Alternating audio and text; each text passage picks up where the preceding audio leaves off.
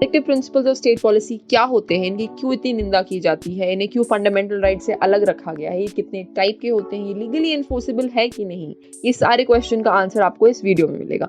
Hello everyone, welcome to law shrine. अगर आप इस चैनल पे नए हैं तो इस चैनल पे आपको legal news, legal awareness, polity और करंट अफेयर से रिलेटेड सब कुछ मिलेगा, so please don't forget to subscribe to our channel.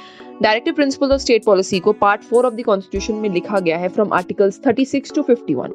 India ने इसे आयरिश कॉन्स्टिट्यूशन और आयरिश कॉन्स्टिट्यूशन ने इसे स्पेनिश कॉन्स्टिट्यूशन से अडॉप्ट किया था। तो सबसे पहला क्वेश्चन आता है कि ये होते क्या हैं। इन वेरी सिंपल वर्ड्स, ये ऐसी पॉलिसीज, ये ऐसी प्रिंसिपल्स हैं जो स्टेट को पॉलिसी बनाते हुए ध्यान में रखनी ही चाहिए, बट अगर वो ध्यान में नहीं रखे तो उनके ऊपर कोई लीगल एक्शन नहीं हो सकता है, because they are not legally enforceable. तो क्वेश्चन ये उठता है, अगर ये लीगली एनफोर्सेबल नहीं है तो इन्हें लिखा क्यों गया, इन्हें लीगली एनफोर्सेबल क्यों नहीं बनाया गया? इसके 3 बेसिक रीजंस हैं। सबसे पहले तो हमारी कंट्री के पास इतना ज्यादा फाइनेंशियल रिसोर्स नहीं है कि हम इसे इम्प्लीमेंट कर सके। दूसरा, हमारी कंट्री में इतनी डाइवर्सिटी और बैकवर्डनेस है that it would stand in way of their implementation.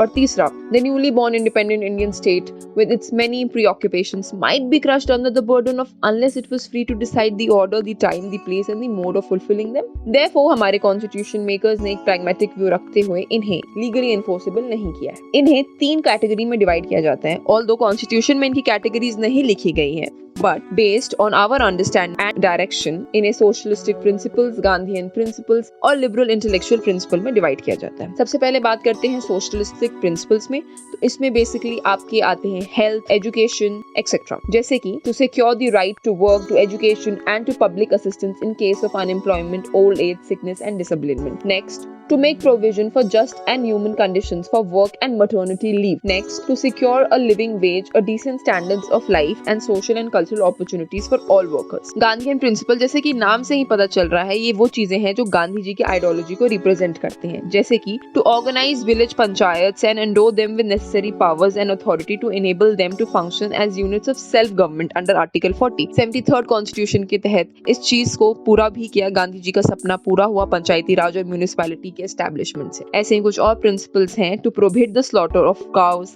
calves and other milch and brought cattle to improve their breeds, to promote the educational and economic interest of SCs, STs and other weaker sections of the society and to protect them from social injustice and exploitation under Article 46. तीसरा आता है liberal intellectual principle. ये include करता है to secure for all citizens a uniform civil code throughout the country, to provide every childhood care and education for all children until they complete the age of 6 years. तो ये थे कुछ ऐसे 3 types of principle with some examples जब constitution बनाया गया था। लेकिन बाद में और भी डायरेक्टिव प्रिंसिपल्स ऐड किए गए।